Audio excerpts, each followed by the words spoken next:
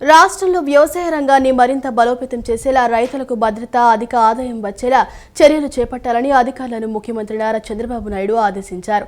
Demand ఉన్న పంటల్ని సాగు చేసేలా రైతులకు అవగాహన కల్పించాలని, ఏది లాభదాయకమో దాని గురించి వివరించి చెప్పాలని సీఎం అన్నారు.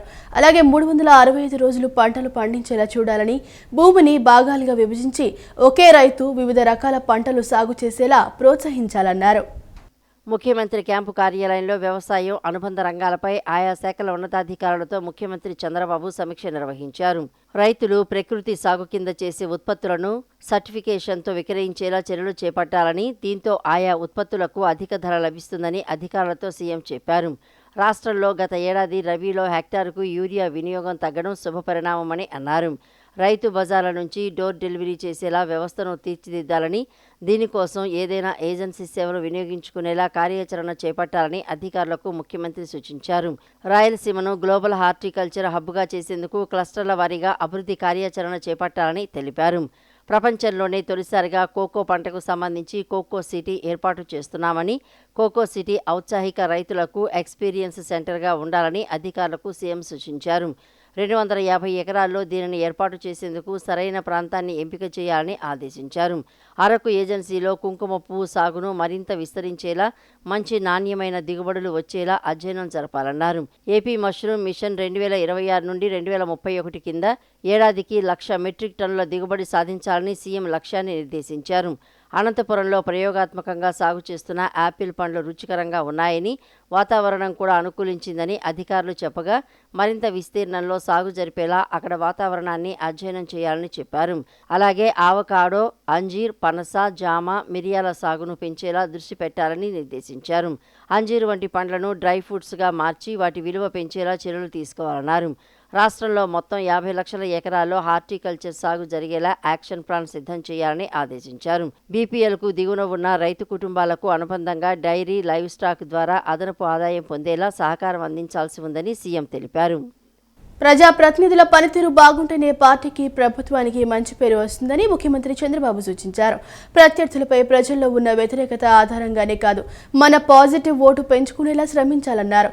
కూటమి పార్టీలు సమన్వయంతో పనిచేయాలని, ప్రతి ఒక్కరూ వారి పనితీరుపై ఆత్మవిమర్శ చేసుకోవాలన్నారు. ఎంపీ విజయవాడ పరిధిలో 3 ఎమ్మెల్యేలతో నగరపాలక కమిషనర్ సమావేశాలు పెట్టుకోవాలని, నగర సమస్యల పరిష్కారానికి కమిషనర్ చొరవ తీసుకునేలా కలెక్టర్ పర్యవేక్షించాలన్నారు. విజయవాడలో ఇళ్ల పట్టాల సమస్యను 3 నెలల్లో పరిష్కరించాలని సూచించారు. ఎన్టీఆర్ జిల్లా ప్రజాప్రతినిధులతో సీఎం చంద్రబాబు నిన్న రాత్రి సమీక్షించారు. పనితీరు, సమస్యల పరిష్కారం, వ్యవహార శైలి, ప్రజలకు అందుబాటులో ఉండటం అంశాల ఆధారంగా ప్రజాప్రతినిధులకు ర్యాంకులు ఇచ్చారు. వివిధ సర్వేల ద్వారా వచ్చిన నివేదికలను వారికి సీఎం అందించారు. ముఖ్యమంత్రి మాట్లాడుతూ, గత ఎన్నికల్లో అన్ని అంశాలు బేరీజు వేసుకుని టికెట్లు ఇచ్చామని, అప్పటి పరిస్థితులను అనుసరించి కొత్తగా పార్టీలోకి వచ్చిన వారికి సైతం టికెట్ ఇచ్చినట్లు చెప్పారు. ఆర్థిక కష్టాలు ఉన్నా అభివృద్ధి, సంక్షేమం చేపడుతున్నామని, ప్రజల ఆశలు నెరవేర్చేందుకు ప్రభుత్వ పరంగా అన్ని చర్యలు తీసుకుంటున్నామని తెలిపారు. ప్రజాప్రతినిధుల వ్యవహార శైలిలో తేడాలుంటే ప్రజలు మెచ్చరని చెప్పారు. విజయవాడలో ఇళ్ల పట్టాల సమస్యను 3 నెలల్లో పరిష్కరించాలని సూచించారు. సాంకేతిక ఇబ్బందులు ఉంటే అవసరం మేరకు నిబంధనలు సడలించి మానవీయ కోణంలో చక్కదిద్దాలన్నారు. నిధుల లభ్యతను అనుసరించి ప్రాధాన్యాల వారీగా పనులు చేపట్టాలని ఆదేశించారు. విజయవాడలో పీపీపీ విధానంలో పార్కుల అభివృద్ధికి చర్యలు తీసుకోవాలని సూచించారు. మినీ ఎస్టీపీల ఏర్పాటు, రామకృష్ణానగర్లో రిటైనింగ్ వాల్ నిర్మాణానికి చర్యలు, భవానీపురంలో Olympic extension centre for rowing ఏర్పాటుకు అంగీకరించారు. దేవీనగర్ నుంచి వాంబే కాలనీ వరకు 2వ వంతెన నిర్మాణానికి సీఎం ఆదేశించారు. సెంట్రల్లో డ్రగ్స్ పునరావాస కేంద్రం ఏర్పాటు, జగ్గయ్యపేటలో 30 పడకల ఈఎస్ఐ ఆసుపత్రి ఏర్పాటుకు సమ్మతించారు. ఇబ్రహీంపట్నంలో అన్నా క్యాంటీన్ ఏర్పాటుకు గ్రీన్ సిగ్నల్ ఇచ్చారు. ఇబ్రహీంపట్నంలో మల్లెపూల మార్కెట్ను అర్బన్ ఛాలెంజ్ ఫండ్ కింద ఏర్పాటు చేయాలని సీఎం ఆదేశించారు. ముఖ్యమంత్రి చంద్రబాబు ఆదేశాల మేరకు ప్రజా సమస్యల తక్షణ పరిష్కారానికి ప్రజా దర్బార్ కార్యక్రమం రాష్ట్ర వ్యాప్తంగా నిర్వహిస్తున్నట్లు మంత్రి కొల్లు రవీంద్ర చెప్పారు. ఎంఎస్ఎంఈల ద్వారా ఉపాధి అవకాశాలు కల్పించేలా చర్యలు తీసుకుంటామని చెప్పారు. పరిశ్రమలు, మత్స్య, పశుసంవర్ధక శాఖల పరంగా ఉపాధి పొందాలనుకునే వారికి వాటిలో ఉండే అవకాశాలను తెలియజేసేలా ప్రత్యేక చర్యలు తీసుకుంటున్నట్లు చెప్పారు. మచిలీపట్నం పార్టీ కార్యాలయంలో నిన్న నిర్వహించిన ప్రజా దర్బారు కార్యక్రమంలో మంత్రి కొల్లు రవీంద్ర పాల్గొని ప్రజా సమస్యలను స్వయంగా తెలుసుకుని పరిష్కారానికి హామీ ఇచ్చారు. ఈ సందర్భంగా మాట్లాడుతూ, నియోజకవర్గాల్లో నిర్వహించే ప్రజా దర్బార్లో ఎమ్మెల్యే, మంత్రులు పాల్గొని ప్రజల సమస్యలకు తక్షణ పరిష్కారం చూపుతున్నారని అన్నారు. మచిలీపట్నం నియోజకవర్గానికి సంబంధించి ఇప్పటివరకు వచ్చిన 409 అర్జీల్లో 352 పరిష్కరించినట్లు వివరించారు. ఉద్యోగ, ఉపాధి అవకాశాల కోసం ఎక్కువ అర్జీలు వస్తున్న విషయాన్ని ప్రస్తావిస్తూ వచ్చే నెలలో జాబ్ మేళా నిర్వహించి నిరుద్యోగ యువతకు ఉద్యోగాలు దక్కేలా చూస్తామన్నారు. ఎంఎస్ఎంఈల ద్వారా ఉపాధి అవకాశాలు కల్పించేలా చర్యలు తీసుకుంటామని తెలిపారు. పరిశ్రమలు, మత్స్య, పశుసంవర్ధక శాఖల పరంగా ఉపాధి పొందాలనుకునే వారికి వాటిల్లో ఉండే అవకాశాలను తెలియజేసేలా ప్రత్యేక చర్యలు తీసుకుంటున్నట్లు చెప్పారు. కూటమి ప్రభుత్వం జవాబుదారీగా ఉండాలి. ప్రతి ఒక్కరు కూడా ప్రజలకు అందుబాటులో ఉండాలి. దానికోసం ప్రతి వారం, ప్రతి శుక్రవారం శాసనసభ్యులందరూ వారి వారి నియోజకవర్గాల్లో ప్రజల నుంచి అర్జీలు స్వీకరించుకుని ఆ సమస్యలు పరిష్కారం చేయడానికి కార్యాచరణ చేసుకున్నాం. దాదాపు ఇప్పటి వరకు మచిలీపట్నం కాన్స్టిట్యున్సీలో 409 అర్జీలు వచ్చినాయి. వివిధ డిపార్ట్మెంట్స్ సంబంధించినటువంటి అర్జీలన్నిటి కూడా ఆన్లైన్లో అప్లోడ్ చేసుకుని అవన్నీ కూడా కన్సర్న్ డిపార్ట్మెంట్స్ పంపించడం, వారి నుంచి ఆ సమస్య పరిష్కారం చేయడానికి చర్యలు తీసుకుంటున్నాం. ఇప్పటి వరకు ఇంకా పెండింగ్ వచ్చి 57 ఉన్నాయి. 57లో ఎక్కువ సమయం 3 ఇంకా ఉన్నాయి. ఈ మిగతా అన్ని కూడా విత్ ఇన్ ద లిమిట్ లోనే ఉన్నాయి. 54 సమయం ఉంది. ఆ సమయం ప్రకారం అవన్నీ కూడా పరిష్కారం చేయడానికి కృషి చేయడం జరుగుతుంది. ఈ రోజు కూడా మరి అర్జీలు ఇచ్చారు, అన్ని కూడా తీసుకున్నాం. ముఖ్యంగా పెన్షన్స్ కానీ, అలాగే కొన్ని జాబ్స్ విషయం కానీ ఇవన్నీ కూడా చెప్పారు. ఇవన్నీ కూడా రేపు జాబ్ మేళా కండక్ట్ చేసి యువతకి మచిలీపట్నం కాన్స్టిట్యున్సీలో మే నెలలో జాబ్ మేళా కండక్ట్ చేయడానికి ఒక ప్రణాళిక తయారు చేసుకుంటున్నాం. అదే కాకుండా ఒక ఇండస్ట్రీస్ కూడా యువతకి ఉద్యోగ అవకాశాలు, ఉపాధి అవకాశాలు కల్పించడానికి ఎంఎస్ఎంఈ స్కీమ్స్ కూడా ప్లాన్ చేస్తున్నాం. రామవరపాడు వంటి గ్రామాలను విజయవాడ మున్సిపల్ కార్పొరేషన్లో విలీనం చేస్తేనే తాగునీరు, పారిశుద్ధ్య సమస్యలకు శాశ్వత పరిష్కారం లభిస్తుందని ఎమ్మెల్యే యార్లగడ్డ వెంకటరావు తెలిపారు. ప్రస్తుతం జనగణన ప్రక్రియ కారణంగా ఈ విలీనం ఆలస్యం అవుతోందని, వచ్చే ఏడాది మార్చి తర్వాత ముఖ్యమంత్రితో చర్చించి విలీనం చేసే విధంగా చర్యలు తీసుకుంటామని హామీ ఇచ్చారు. గ్రామ అభివృద్ధికి సంబంధించి పటేల్ నగర్, హనుమాన్ నగర్ ప్రాంతాల్లో సీసీ డ్రైన్ల నిర్మాణానికి 2.50 కోట్లు కేటాయించామని తెలిపారు. విజయవాడ రూరల్ మండలం రామవరపాడులో ఎమ్మెల్యే యార్లగడ్డ వెంకట్రావు ఆధ్వర్యంలో ప్రజా దర్బార్ కార్యక్రమం నిర్వహించారు. అధికారులతో కలిసి ప్రజల నుంచి భారీ సంఖ్యలో అర్జీలు స్వీకరించారు. కొంతమంది సమస్యలను అక్కడికక్కడే పరిష్కరించగా మిగిలిన వాటిని త్వరితగతిన పరిష్కరించాలని అధికారులకు ఆదేశాలు జారీ చేశారు. ఈ సందర్భంగా ఎమ్మెల్యే మాట్లాడుతూ, అలాగే పటేల్ నగర్ రోడ్డుకు 65 లక్షలు, హనుమాన్ నగర్ అంతర్గత రోడ్లకు 60 లక్షలు మంజూరు చేయాలని ప్రభుత్వానికి నివేదికలు పంపినట్లు చెప్పారు. మొత్తం 4.19 కోట్ల వ్యయంతో వివిధ అభివృద్ధి పనులకు ప్రతిపాదనలు సిద్ధం చేసినట్లు వివరించారు. 20,000 జనాభా ఉన్న గ్రామంలో ప్రాథమిక ఆరోగ్య కేంద్రం లేకపోవడంపై ఆందోళన వ్యక్తం చేశారు. 1.2 కోట్లతో 3 హెల్త్ క్లినికుల నిర్మాణం పనులు త్వరలో ప్రారంభమవుతాయని వెల్లడించారు. గ్రామంలో విద్యుత్ సమస్యలు లేకుండా ఉండేందుకు సబ్స్టేషన్ల నిర్మాణానికి నిధులు మంజూరు చేయించామని, స్థలం సమస్య వల్ల ఒకటి ఆలస్యమవుతోందని చెప్పారు. త్వరలోనే పోలీస్ స్టేషన్ భవనం, అలాగే అన్నా క్యాంటీన్ను ఏర్పాటు చేయనున్నట్లు తెలిపారు. ప్రజల సమస్యల పరిష్కారమే తన ప్రధాన లక్ష్యమని, అభివృద్ధి కార్యక్రమాల్లో ప్రజలు కూడా భాగస్వాములు కావాలని ఎమ్మెల్యే యార్లగడ్డ వెంకట్రావు పిలుపునిచ్చారు. ఈ 23 మాసాల ఎన్డీఏ ప్రభుత్వ హయాంలో రామవరపాడు గ్రామం నుంచి 2 తరతరికి సబ్స్టేషన్ శాంక్షన్ చేయడం, ఒకదానికి శంకుస్థాపన చేసాం. రెండో దానికి స్థలం ఎత్తికే పనులు అధికారులు ఉన్నారు. రాబోయే 2-3 వారాల్లో దానికి కూడా శంకుస్థాపన చేస్తాం. అలాగే జలజీవన్ మిషన్లో 3,60 లక్షల రూపాయలతో వాటర్ ట్యాంకులు, పైప్ లైన్లు శాంక్షన్ చేసిన పనులు జరుగుతున్నాయి. దాదాపు 11 కోట్ల రూపాయలతో రోడ్ల నిర్మాణం కానీ, డ్రైన్ నిర్మాణం కానీ జరుగుతుంది. ఆల్రెడీ అయిపోయిన 1,59 లక్షల రూపాయలతో కంప్లీట్ చేసాం. 67 లక్షలతో కొన్ని కంప్లీట్ చేసాం. 33,40,000తో చిన్న చిన్న సీసీ రోడ్లు కూడా కంప్లీట్ చేసాం. దాదాపు ఈ గ్రామానికి ఈ 23 మాసాల్లో 23 కోట్ల రూపాయలు అన్ని పనులు కలిపితే 23 కోట్ల రూపాయలు, అంటే దాదాపు ప్రతి నెల 1 కోటి రూపాయలు ఇక్కడ కేటాయించినట్టు ఈ గ్రామానికి. అలాగే పటేల్ నగర్ కానీ, హనుమాన్ నగర్ కానీ ఏదైతే 19 రోడ్లు ఉన్నాయో ఆ 19 రోడ్లలో పటేల్ నగర్లో మొత్తం రోడ్లు శాంక్షన్ చేసే సీసీ రోడ్లు, అలాగే దానికి డ్రైనేజ్ కూడా శాంక్షన్ చేశారు 65 లక్షల రూపాయలు. మొత్తం 5 కోట్ల రూపాయల నిధుల్ని ఈ కట్టల మీద పెట్టారు.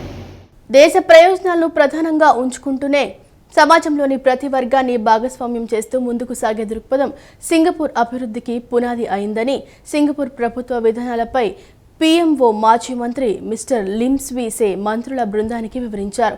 ప్రజలు, ప్రభుత్వం మరియు ప్రైవేటు రంగాలు సమన్వయంతో పనిచేయడం ద్వారా అభివృద్ధి వేగవంతమవుతుందని, దీర్ఘకాలిక ప్రణాళికలు, పారదర్శక పరిపాలన, నిబద్ధత మరియు నిజాయితీ వంటి విలువలు ప్రజల్లో విశ్వాసాన్ని పెంపొందించాయని ఆయన తెలిపారు.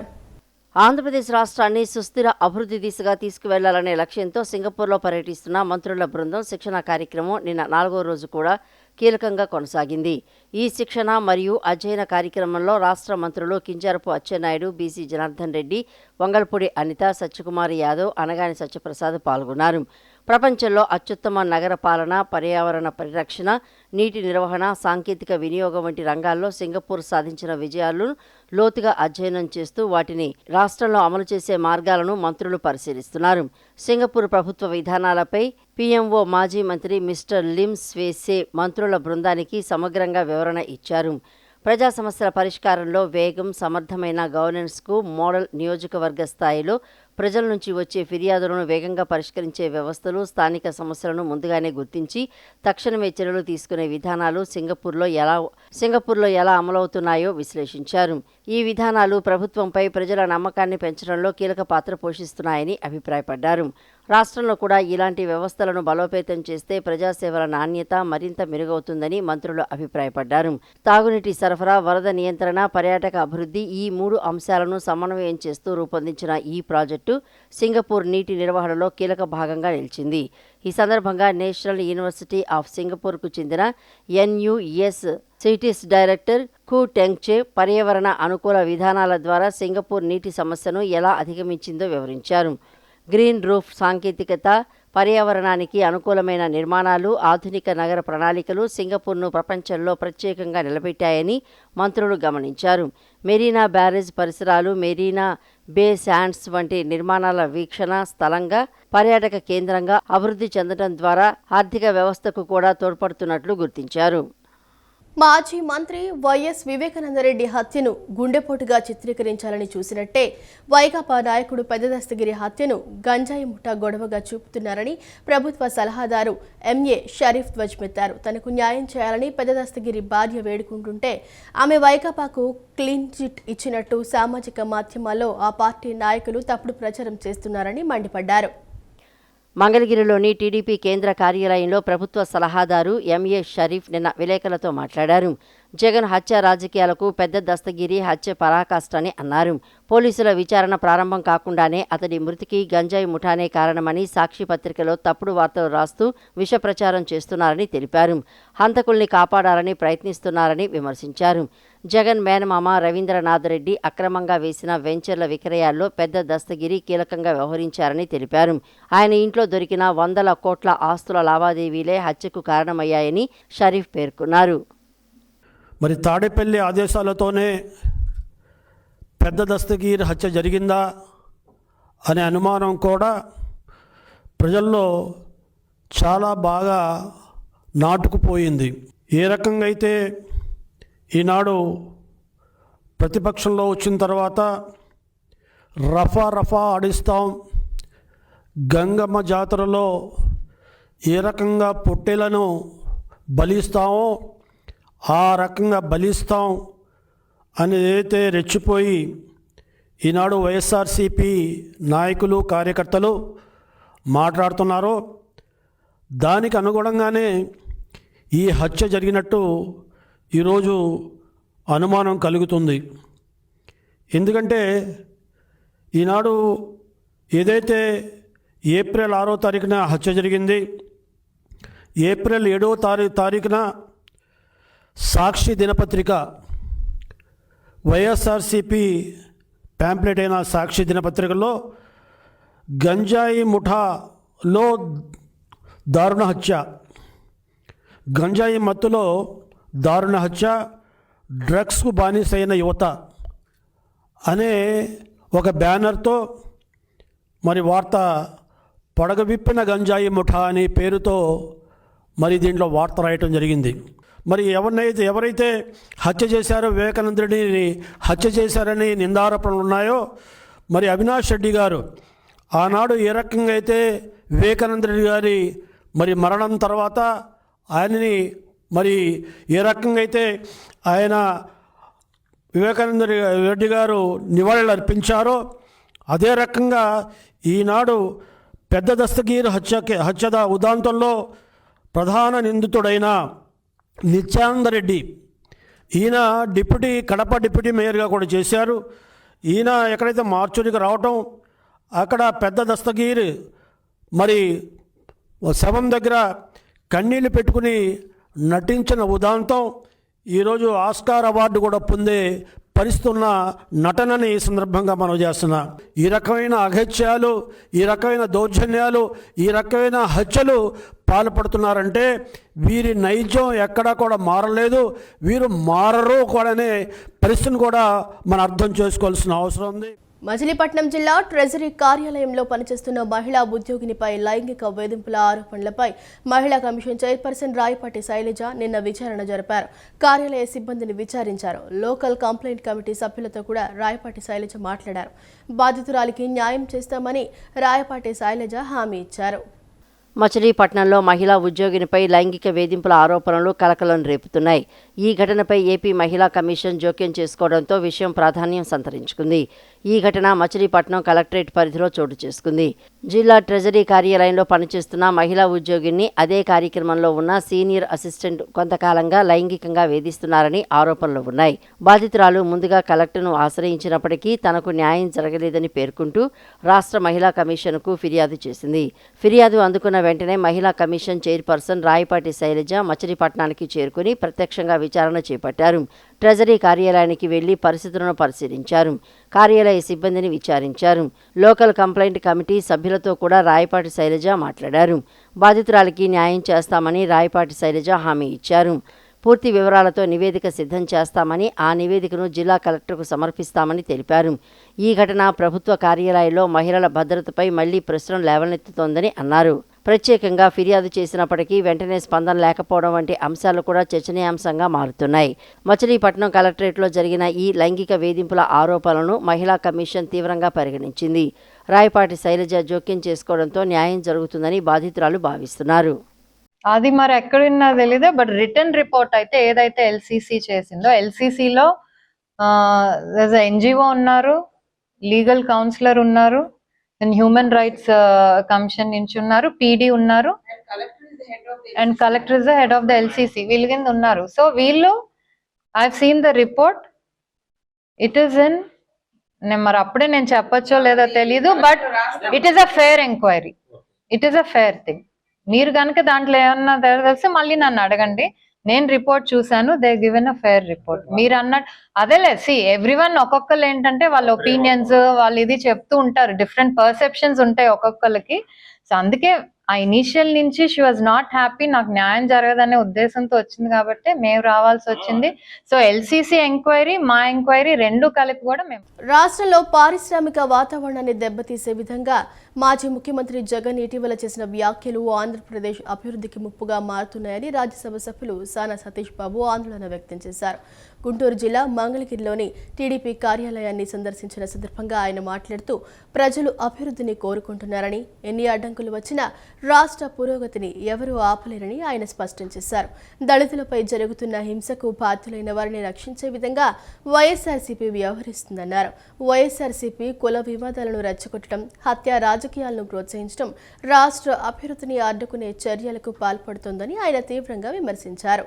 అభివృద్ధి నిరోధకంగా ఇటువంటి కార్యక్రమాలు, కులాల మధ్య చిచ్చు పెట్టడం, దళితులని హత్య చేసిన వాళ్ళని కాపాడటం, ఇదే విధంగా ఈయన కరపత్రిక కూడా 2 రోజుల 2 కులాల మధ్యన, కాపు కమ్మ కులాల మధ్య చిచ్చు పెట్టే విధంగా ప్రవర్తించారు.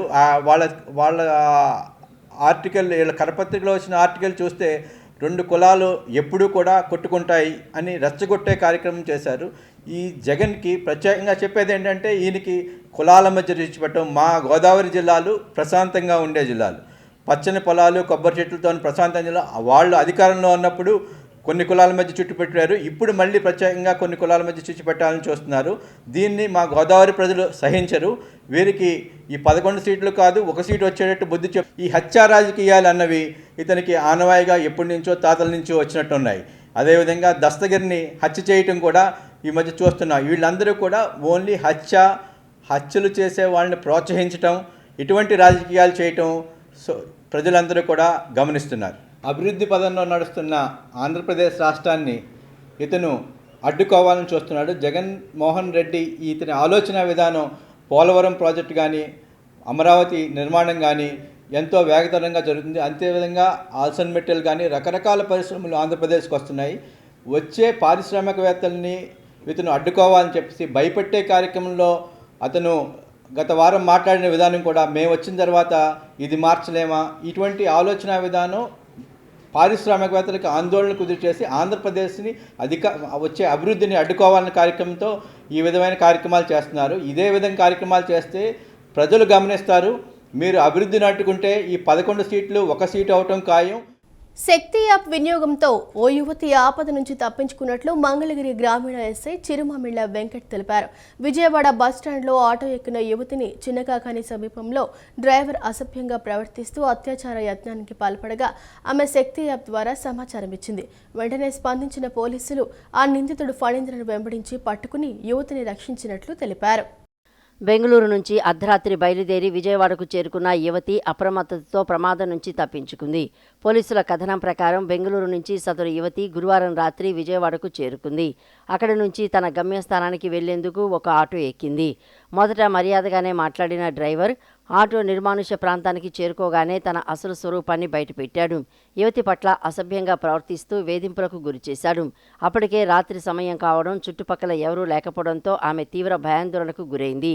డ్రైవర్ కళ్లు గప్పి ఆ వేధింపుల నుంచి ఎలాగైనా బయటపడాలని భావించిన యువతి తక్షణమే తన ఫోన్లో శక్తి యాప్ను డౌన్లోడ్ చేసుకుని రిజిస్టర్ చేసుకుంది.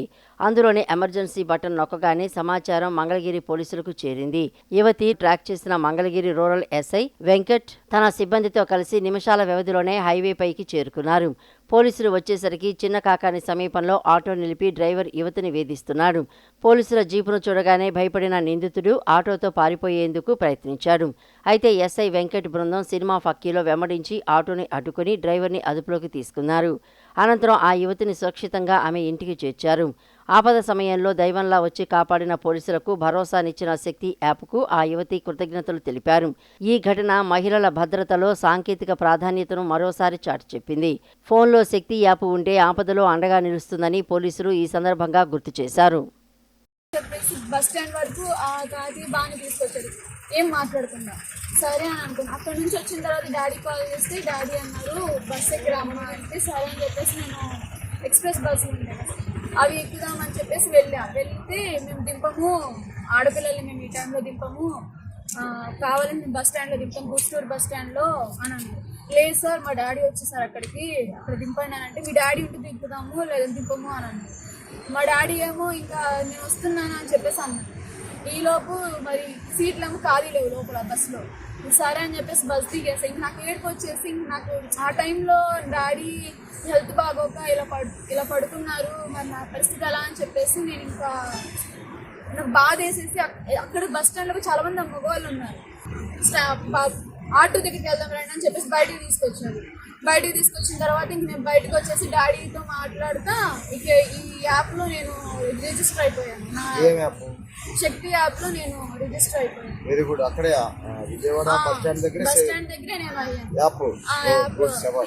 అవ్వగానే నేను ఆటో ఎక్కగానే ఏంటి మేడం ఫోటో తీసుకుంటున్నారు ఏంటి బ్యాక్ సైడ్ నుంచి ఆటోది అని చెప్పేసి అన్నాను. అదేం లేదు ఏం లేదండి మామూలుగానే పేరెంట్స్తో మాట్లాడుతాను బయట అని చెప్పేసి అన్నాను. అంటే లేదు చెప్పండి మేడం మేము అలాంటి వాడిని నేను కాదులేండి నేను బాగానే తీసుకెళ్తాను అన్నాను. సరే మీరు నడపండి అని అంటే ఏ టైంలోనైనా మీరు ఏడుస్తున్నారు అని చెప్పేసి తీసుకెళ్తున్నాను అని చెప్పేసి అన్నారు. సరే పదండి మీరు తీసుకెళ్ళండి అని చెప్పేసి సైలెంట్గా అని కూర్చున్నాను.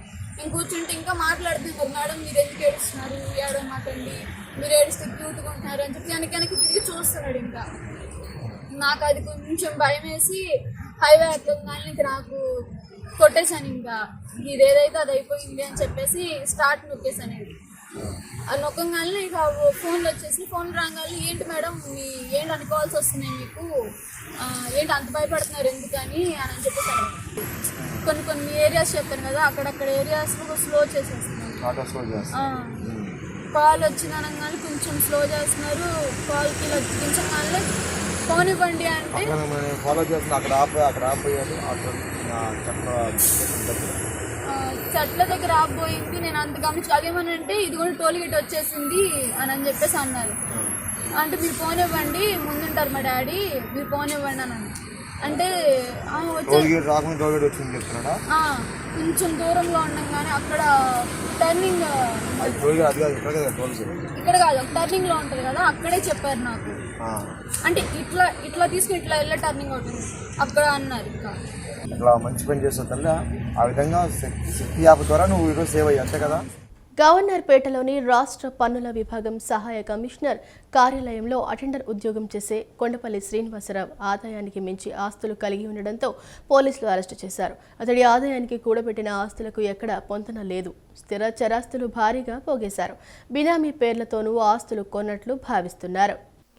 విజయవాడ గవర్నర్పేటలోని రాష్ట్ర పన్నుల విభాగం సహాయ కమిషనర్ కార్యాలయంలో అటెండర్గా పనిచేస్తున్న కొండపల్లి శ్రీనివాసరావు అతని సోదరుల ఇళ్లలో ఏసీబీ అధికారులు శుక్రవారం చేపట్టిన తనిఖీలో భారీగా ఆస్తులు వెలుగుచూశాయి.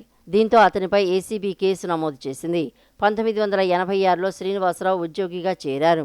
గత ఏడాది అక్టోబర్ 16న విజయవాడ పాతబస్తీలోని అవని ట్రాన్స్పోర్ట్ కార్యాలయంలో ఓ వ్యాపారి నుంచి 16,000 లంచం తీసుకుంటూ ఏసీబీ అధికారులకు దొరికారు. అరెస్ట్ అయి జైలుకు వెళ్లి వచ్చారు. రిమాండ్కు వెళ్లడంతో సస్పెన్షన్కు గురయ్యారు. తాజాగా చేపట్టిన తనిఖీల్లో శ్రీనివాసరావు ఇంట్లో పలు ఆస్తులను ఏసీబీ అధికారులు గుర్తించి వాటి గురించి ఆరా తీశారు.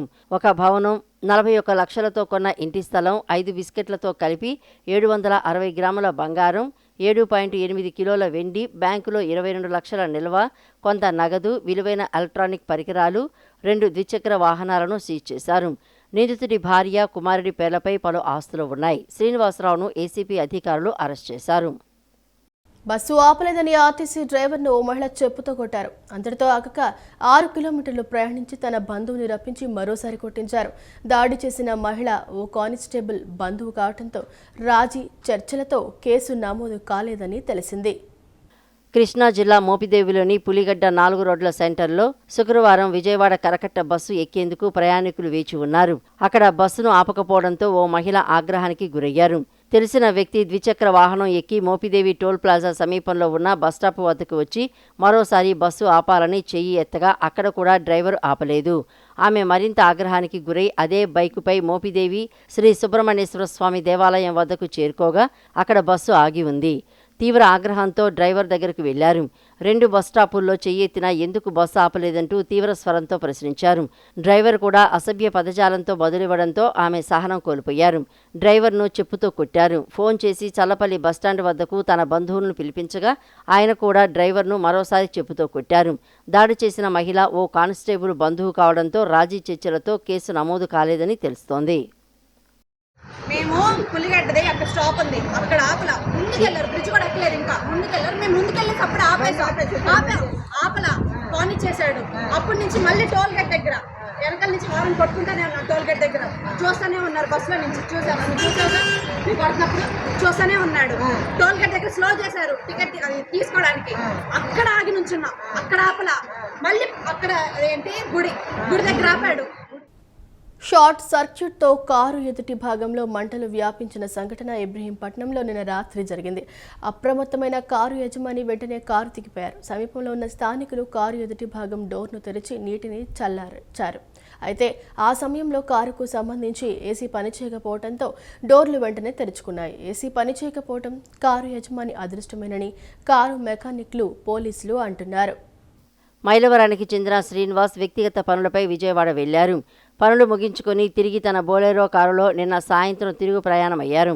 ఇబ్రహీంపట్నం వేడినీళ్ల కాలువ వంతెనపై నుంచి వెళ్తున్నప్పుడు కారు ఇంజన్ వద్ద 2 వైర్ల మధ్య షార్ట్ సర్క్యూట్ ఏర్పడి మంటలు వ్యాపించాయి. అప్రమత్తమైన కారు యజమాని వెంటనే కారు దిగిపోయారు. సమీపంలో ఉన్న స్థానికులు కారు ఎదుటి భాగం డోర్ను తెరిచి నీటిని పోసి చల్లార్చారు. కొద్ది క్షణాల్లోనే ట్రాఫిక్ నిలిచిపోవడంతో ట్రాఫిక్ పోలీసులు కారును రహదారిపై నుంచి రింగు కూడలి పక్కకు తరలించారు. అయితే ఆ సమయంలో కారుకు సంబంధించి ఏసీ పనిచేయకపోవడంతో డోర్లు వెంటనే తెరుచుకున్నాయి. ఏసీ పనిచేయకపోవడం కారు యజమాని అదృష్టమేనని కారు మెకానికులు, పోలీసులు అంటున్నారు.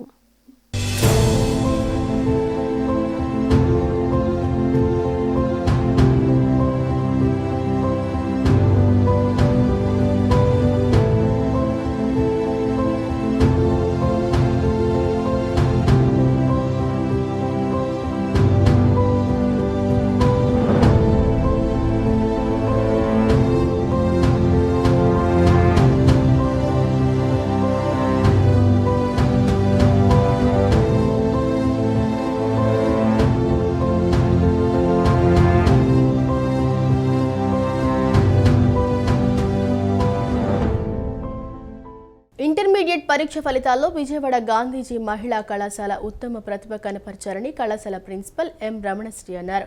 అతి తక్కువ ఫీజుతో ఉన్నత ప్రమాణాలతో పేద మరియు దిగువ మధ్యతరగతి ఆడపిల్లలకు విద్యను అందించే సేవా దృక్పథంతో తమ కళాశాల ప్రారంభించడం జరిగిందని అన్నారు. గత 35 సంవత్సరాలుగా ఎంతో మంది విద్యార్థులను ప్రతిభావంతులుగా తీర్చిదిద్దుతున్నామని చెప్పారు. ఆంధ్రప్రదేశ్ ఇంటర్ పరీక్షా ఫలితాల్లో విజయవాడ గాంధీజీ మహిళా కళాశాల ఉత్తమ ఫలితాలు సాధించడం పట్ల కళాశాల ప్రిన్సిపాల్ ఎం రమణశ్రీ హర్షం వ్యక్తం చేశారు. ఈ సందర్భంగా ఆమె మాట్లాడుతూ 35 సంవత్సరాల క్రితం విజయవాడ వన్ టౌన్లోనే మొట్టమొదటి మహిళా కళాశాలగా గాంధీజీ మహిళా కళాశాల ఆవిర్భవించిందని అన్నారు. అతి తక్కువ ఫీజుతో ఉన్నత ప్రమాణాలతో పేద మరియు దిగువ మధ్య తరగతి ఆడపిల్లలకు విద్యను అందించే సేవా దృక్పథంతో తమ యాజమాన్యం ఈ కళాశాలను నెలకొల్పడం జరిగిందన్నారు. ఎస్సీ, ఎస్టీ, బీసీ, మైనారిటీ, ముస్లిం మైనారిటీ విద్యార్థులు మరియు ఈడబ్ల్యూఎస్ స్టూడెంట్స్కు విద్యతో పాటుగా స్కిల్ కోర్సు నేర్పించడం ద్వారా ఉత్తమ ర్యాంకులను సాధించడం మరియు 100% ప్లేస్మెంట్స్ను సాధించేలాగా వారిని తీర్చిదిద్దుటకు తమ experienced faculty, well stocked libraries and technical ల్యాబొరేటరీస్తో తరగతులను నిర్వహించడం జరుగుతుందన్నారు. 90% స్టూడెంట్స్ ప్రభుత్వం వారు అందించే వివిధ స్కాలర్షిప్ల ద్వారా తమ విద్యను కొనసాగిస్తున్నారని చెప్పారు. వ్యక్తిగత శ్రద్ధ తీసుకుని వాళ్లు అత్యుత్తమ ర్యాంకులు సాధించేలాగా తీర్చిదిద్దటం జరుగుతుందన్నారు. అందువలన తమ స్టూడెంట్స్ ఇంటర్ ఫలితాల్లో అద్భుతమైన రాష్ట్ర స్థాయి ర్యాంకులు సాధించడమే కాకుండా ప్రతిభా అవార్డులు కూడా అందుకోవడం జరిగిందన్నారు. టెక్నికల్ ల్యాబొరేటరీస్తో తరగతులను నిర్వహించడం జరుగుతుంది. 90% స్టూడెంట్స్ ప్రభుత్వం వారు అందించే వివిధ స్కాలర్షిప్ల ద్వారా తమ విద్యను కొనసాగిస్తున్నారు. We are second parents to the students. Education అనేది ప్రెషర్ కాదు, ప్లెజర్ అనే కాన్సెప్ట్ ఫాలో చేస్తున్నాం. మా ఫ్యాకల్టీ యాజ్ సెకండ్ పేరెంట్స్గా మొట్టమొదటిగా విద్యార్థులకు నేర్పించేది టైం మేనేజ్మెంట్, అలాగే నిబద్ధత, నైపుణ్యత ద్వారా ప్రతి విద్యార్థినికి పర్సనలైజ్డ్ కోచింగ్ ఇస్తాము. ఎవ్రీ 25 స్టూడెంట్స్కి ఒక కౌన్సిలర్ ఉంటారు.